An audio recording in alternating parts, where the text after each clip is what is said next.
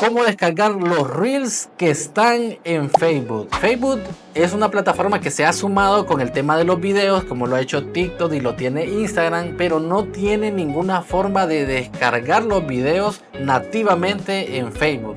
Entonces vamos a aprender a cómo descargar estos videos directamente de la plataforma utilizando dos métodos.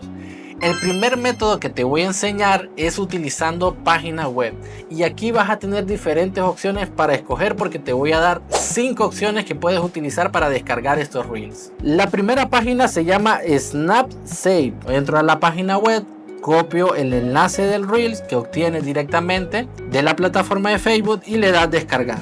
Luego que le das descargar, te va a aparecer las opciones de la resolución con la cual la quieres descargar, y luego de eso le das descargar y listo. Así funciona la mayoría de plataformas, y te voy a dar las otras 4 páginas web que puedes utilizar. La segunda es Publer.io, la tercera es DupliChecker, la cuarta es FastDown y la quinta es SnapReels. Puedes probar las 5, ver cuál te beneficia mejor, cuál descarga más rápido, la que te guste, la dejas anclada en tu navegador y ya vas a tener un Reels, para una página web para poder descargar estos Reels. El segundo método es utilizando una aplicación de tu teléfono que se llama FB Saver. Esta aplicación está disponible tanto para iOS como para Android y es súper sencilla de usar.